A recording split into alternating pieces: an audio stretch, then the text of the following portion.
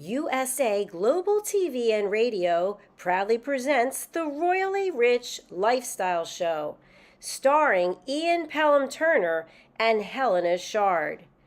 Brought to you in part by the British School of Excellence, Investors in People. This program is brought to you in part by the British School of Excellence and founder, Mr. Philip Sykes, building confidence, changing lives. Do you share our view that etiquette is a set of modern life skills that are essential for personal and professional success? Join us as an etiquette coach and change people's lives through the power of etiquette and manners.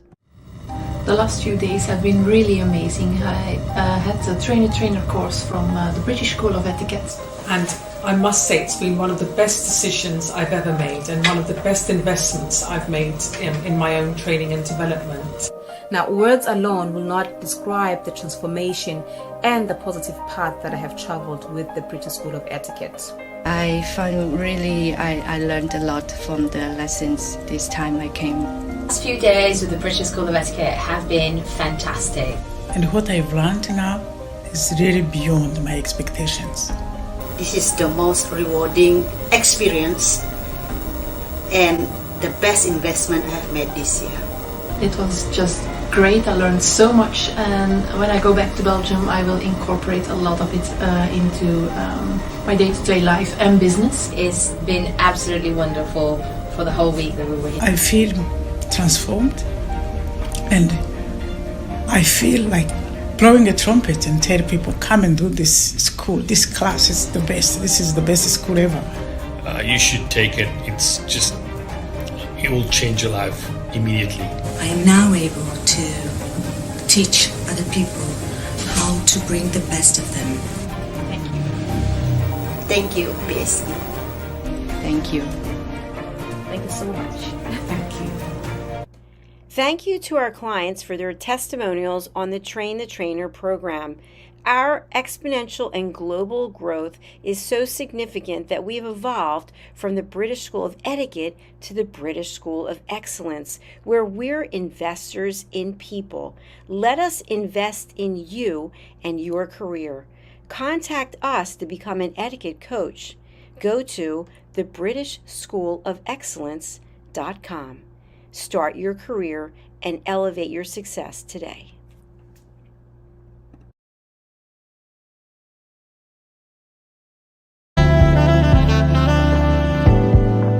Welcome to USA Global TV and Radio, where our mission is to provide education, entertainment, hope, and inspiration. USA Global TV and Radio connects you with experts and audiences all around the world every single day to help you succeed in business and to live a richer life. Visit us at usaglobaltv.com to learn about career and life-changing training and mentoring programs like the Listening Mentor. Subscribe to our newsletter to stay informed about our special programs and offers. Discover how you can become a guest on one of our shows or a host or producer of a USA Global TV and Radio show of your very own. That's USA Global TV and Radio, where the doctor is always in.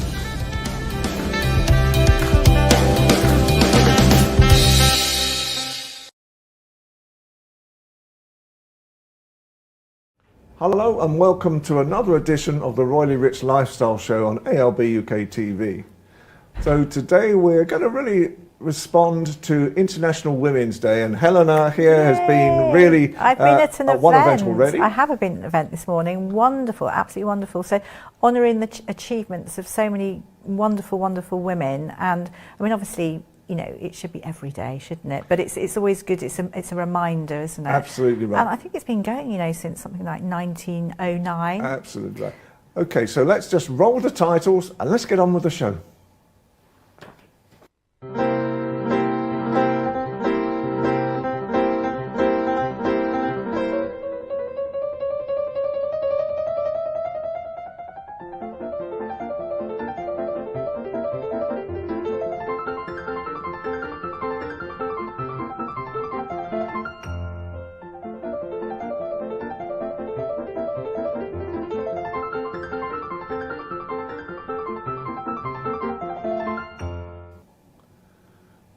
Well, you're beaming away there. I know. I've had How did you enjoy this morning, your International Women's Day? Do you know what? event? It was so lovely to see so many upbeat people who are just so enthusiastic to talk about their businesses, to talk about, you know, women, inclusion, because I think it's hashtag inspiring inclusion, isn't it? And talking about gender equality, and honestly, to hear the stories of some of these amazing women, I just feel really quite humbled. It's a bit of a dash, but obviously you have to make these events. How important is International Women's Day for people like you now? Is it really, you know, is it something that really you look forward to each year? Yeah, I mean, I would say, you know, you have these special days, and I think it's always a reminder. It's one day that people can come together and celebrate, but you can obviously do that every day. I just think it's a really good reminder, and I think especially for people from certain cultures as well. I mean, I learned, it was a learning curve for me this morning, and I love learning. So all in all, yeah, it was great. Invest in women. That's the way forward, and I think absolutely. And now we're going to talk about royal women today. Absolutely, and it's been International Women's Day. I think, you know, Catherine, the Princess of Wales, I think we should start on. Obviously, she's still recuperating, but she's been spotted, which is great. This photograph, it's not been used in Britain, but it's used right across the world. So somebody was obviously sat there for days. Paparazzi it's a very long, taken far away because it's very grainy. I have seen it, although it's not been released in the UK because it's not allowed. We actually do have very strict laws here, which I'm pleased about, because I do think that people need their privacy. You know, children need to be children. If people are recuperating because they're ill, you know, you can't just take photographs. So this has gone around everywhere, social media, at the States, everywhere. So yeah, so I'm just pleased that she's been doing well. She was seen being driven by her mother, probably off the school run. And I think people need to just calm down with their conspiracy theories. Yes. She's okay. And I do think the fact that her sister Pippa is away somewhere sunny, and obviously Gary Goldsmith, Bunkle, he's known as Bad Uncle. Well, this is it. He's apparently he's been on what is it? Celebrity Big Brother. He's on at the moment, which must have horrified them. But the fact that the good thing to think about, the fact that he's on it, he wouldn't have been on it if there was a problem with Kate. I think people have been genuinely quite worried. So he's on it. He is, yeah, I think he's probably. It's going to upset people, but hopefully he's going to be good. So far, he's, you know, he loves Kate. It's quite obvious. One thing he did say is that he finds it very hard to get hold of her, and I thought, probably because she's not answering the phone. Not on the phone. But he was also saying that he thought that Harry and Meghan, or Harriet, might be coming back as well. He had thoughts on that, I think. I think he did. I think it was more to do with, wouldn't it be great if they could make it up? I don't think it was. You know, the media's misconstrued words. Yeah. But there is But Kate's got another story as well. Kate's got another story. What's that? Gosh, yes. So the Ministry of Defence, now that's the Army, a huge blunder. They made a huge blunder in that they said that she would be part of Trooping of the Colour. Now that's the official birthday parade. And we're actually showing a photograph of the last time she was at Trooping the Colour with this big brimmed hat that she had as well. Absolutely stunning, that look, with those lovely earrings, that beautiful green. But she is the Colonel of the Irish Guards. And what they've said on the website is that she would be not on the main day, because I think the main day is Saturday, June the 15th, but on June the 8th, there's a rehearsal, but it's the last special rehearsal date. And she's supposed to be there, as she is Colonel of the Irish Guards, inspecting the troops. But of course, then Kensington Palace quickly came in and said, look, we've not given you that information. You haven't got authority to put it up. They've sold the tickets already. They sold lots of tickets, because I have a feeling she probably will be there. Fingers crossed. I would imagine. But it was just a bit of a mix-up. But who is taking a break at the moment is Camilla. She is. She's taking a break. Tired Camilla is taking a break, a well-deserved break, I would say. There's been lots of speculation with her, but apparently she's done something like 13 extra jobs on top of her usual work. She's found it pretty hard. I mean, she's 76, isn't she, or slightly older? So she's so strong. I always say this. She's so engaging. She really is a very lovely woman. So she's just each year she takes a break, And in fact, it's just simply royal custom. So she's been whizzed off somewhere beautiful and hot, not with her husband, King Charles, which again is a good sign. So good for her. She'll be back doing a job on March the 11th, I think. Excellent. So very quickly, St Paul's Cathedral now. So St Paul's Cathedral is beautiful, built by the architect Sir Christopher Wren in the 17th century. It's steeped in so much history, but and we've shot there. We've done loads of shoots there, haven't we? I know that Charles and Princess Diana got married in 1981. I wasn't shooting that, but the late Queen's Diamond Jubilee 2012, Thatcher's funeral 2013. We were there. But there's a special thing now that's been announced, which I would love if I could do it. So two guests. It's a very special time. And they can stay actually at St Paul's Cathedral. They have to apply via Airbnb on the 12th. Apparently they can stay overnight on the 15th. But the secret gem here is this beautiful library which has just been zooped up. And there's 22,000 manuscripts and medieval things and books and you'll stay overnight in a special room, and no one's really stayed there. So it is fantastic. I mean, it's Are you an going to go incredible for thing. it? And how does Jane Austen come into International Women's Day? Well, Jane Austen definitely comes into it. I think it's gender equality. She wrote 6 novels in the 1800s, and it's the Romantic period where Pride and Prejudice comes into this. Now, during that time, the only way that women could get on really was it was perceived that you had to get married. But obviously she saw that actually you didn't have to do that if you worked hard and educated yourself. There was so much that women could achieve. So she empowered people. So she wrote Pride and Prejudice, and the gorgeous Colin Firth plays Mr. Darcy so well. And the reason why I think people loved him is because he also believed that women should enjoy the same as men, the arts and all those wonderful things. My goodness me, then I found out how much his wet shirt sold for. That wet shirt, which actually looks a little bit not so great when it's not on him, I think it was 25,000, wasn't it? It went to some enormous 25,000, and they did think it was going to go at auction for about 7,000. So this week. Which is fabulous. Lots of different things went from the industry, and it's all gone to charity. And can I just say finally as well, the breaking news that we're having today is that the British government, along with the American government as well, is doing something for Gaza now, and so we're very pleased to hear about this, because all the human, especially female suffering in Gaza as well, and apparently they're going to be building a pier off the edge of Gaza now so that food and aid can get together. So probably the best International Women's Day story of the lot is that one. Oh, that's such a relief, isn't it?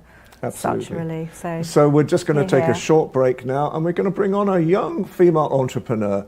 Stay tuned.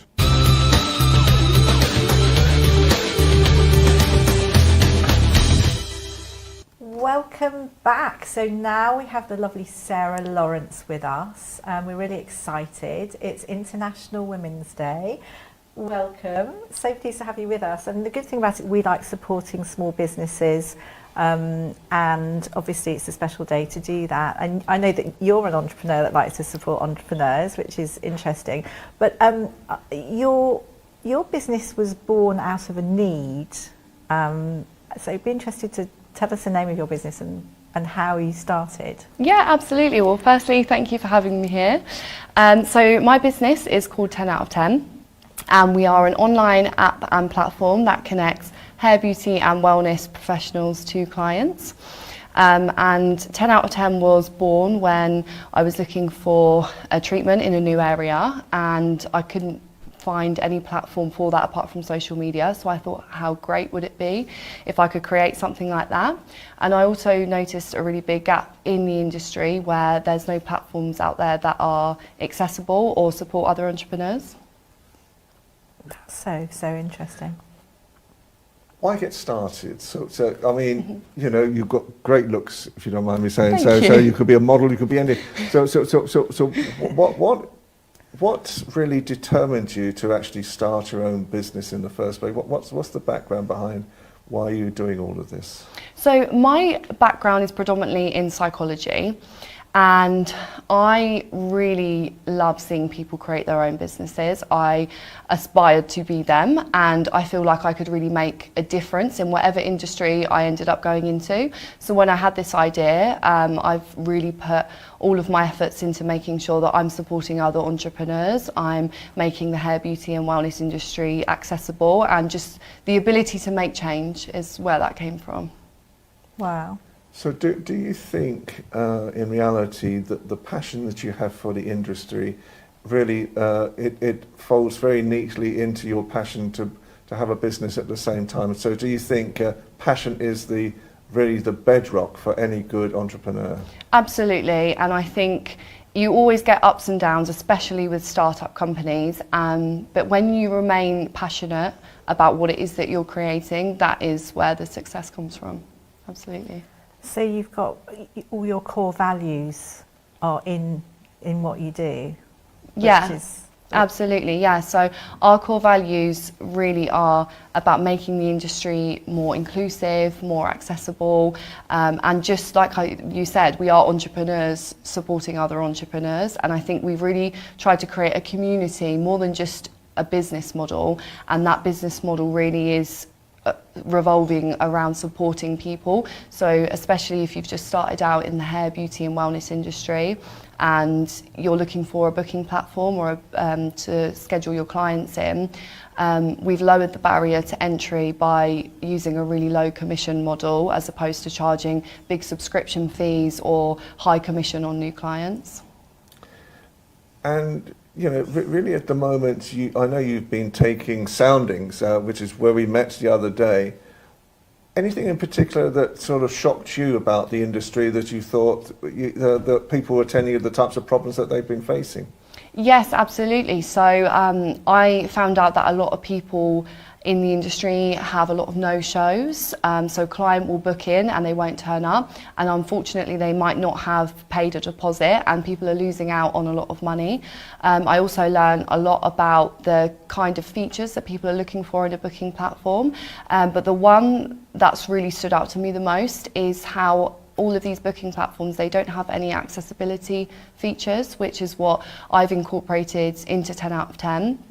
So, for example, if a client is searching for a treatment, we've got an accessibility filter where they can state what accessibility requirements they have, and then when they search for a treatment, only the service providers that can accommodate those accessibility requirements will come up.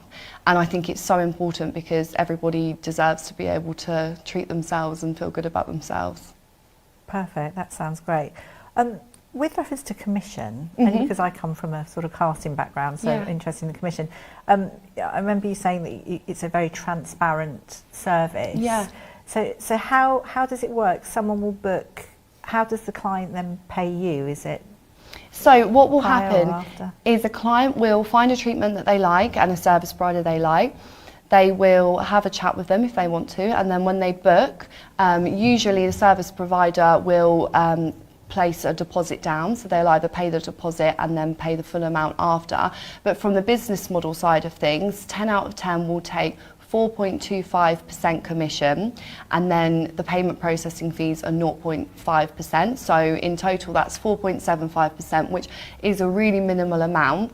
But the reason that I have my heart set on this business model is because I didn't want anybody to be paying 10 out of 10 until they're getting paid, whereas a lot of other platforms have subscription fees and they also take really high percentages of commission for new clients, and I really didn't want to do that. We want to encourage people to grow their business. So finally, what's the dream? Wow, so the dream, I would love to expand into Europe and eventually worldwide. I would love to have offices all over the UK, and I would also love to myself go anywhere in the UK and go on 10 out of 10 and be able to book in any treatment that I want, because we've got people everywhere. I also would love to see more entrepreneurs actually taking that jump and starting their own businesses, because 10 out of 10 has given them that opportunity to do so. That is really the dream. Wow. And finally, because unfortunately time is against us today as well, how can people get in contact with you? So you can either visit our website, 10outof10.com, or you can contact me directly at sarah@10outof10.com. Great. Do you think women make great entrepreneurs? Absolutely. Yeah, no shadow of a doubt. We really do. Excellent. Thank you so much for your time this afternoon. Thank you so much for having me. It's been a pleasure. Sarah. Take care.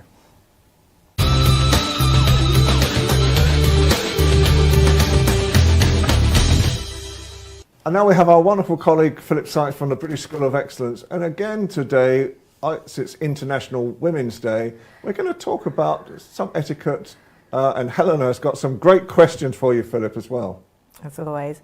Philip, you're so great because everything that you do really empowers people and, you know, makes them want to be the best and be the best versions of themselves. But I know that you run some great courses, but one of them is a sort of lady etiquette course. And so I'm really interested to know a little bit more. Absolutely, and hello to both of you. It's so wonderful to see you on this Friday, the 8th of March. What a beautiful, big, important day this is. And I think, what a great question, Helena.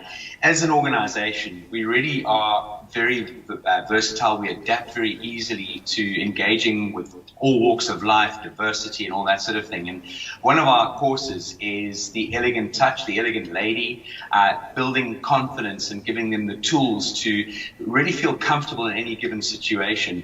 And that is very diverse. It's not a set in stone program, but the programs we have run with great success focus on the likes of, you know, connecting at networking events, walking into a room with confidence, how to dress accordingly, and not only that, how to dress for your shape, your figure, your complexion. So we bring in a color analysis, and our amazing stylist, image consultant takes everyone on a journey. We bring in a makeup artist, we bring in people to talk about hair and the importance of the style of hair. I mean, these things people might think are trivial or very nice things to have.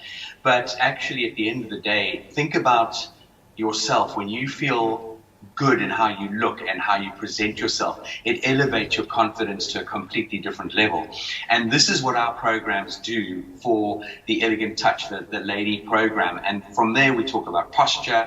We go into body language skills and techniques. We then go into the art of small talk and conversation, and I mentioned networking skills. We then delve into the fine dining side of things, as in dining etiquette, Western style. We obviously go through the other styles of dining etiquette around the world, but predominantly focus on Western style dining.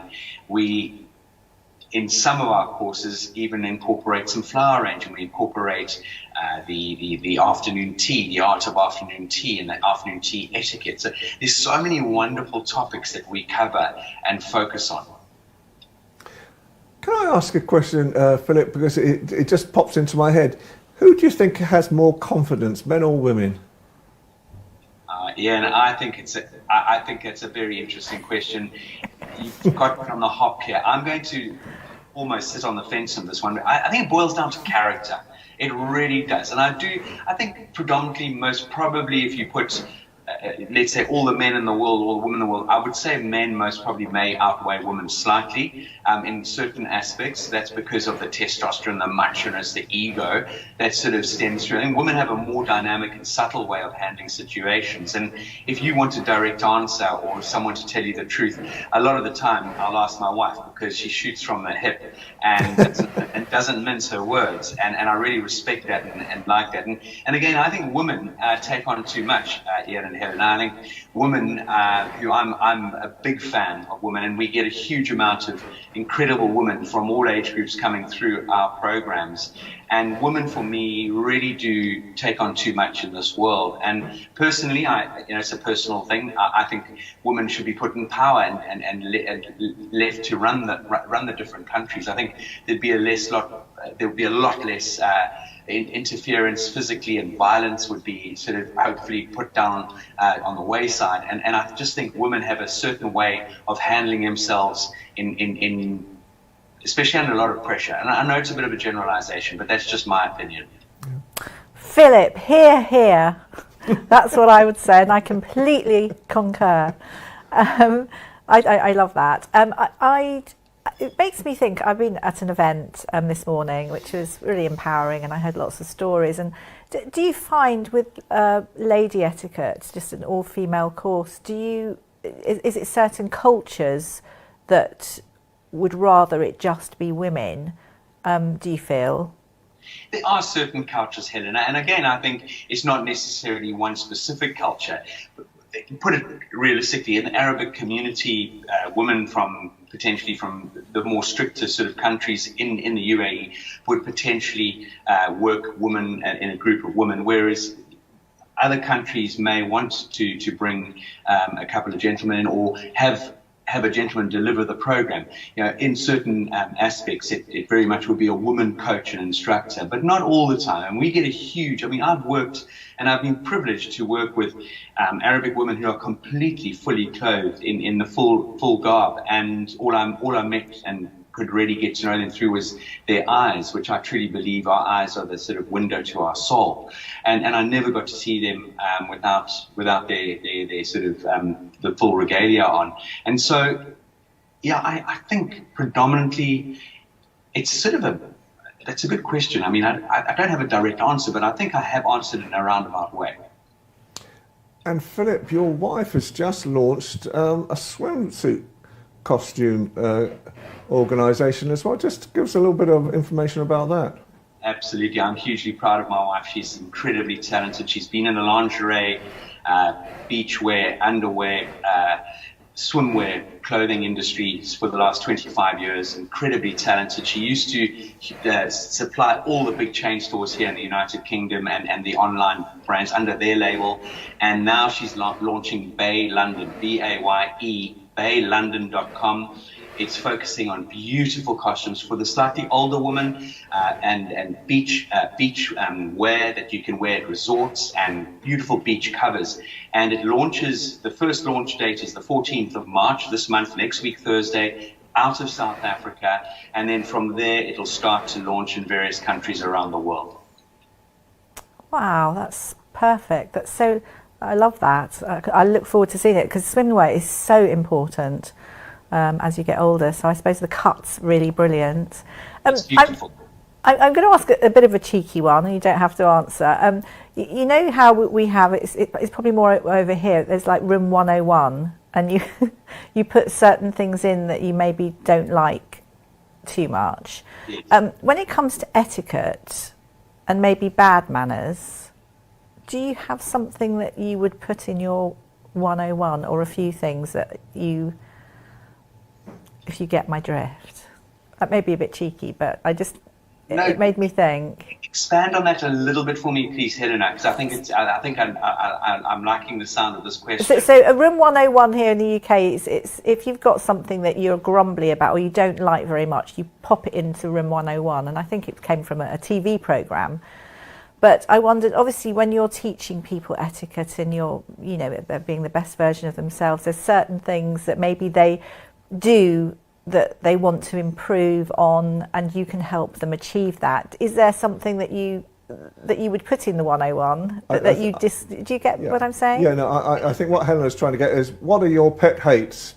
I was trying to be diplomatic without saying.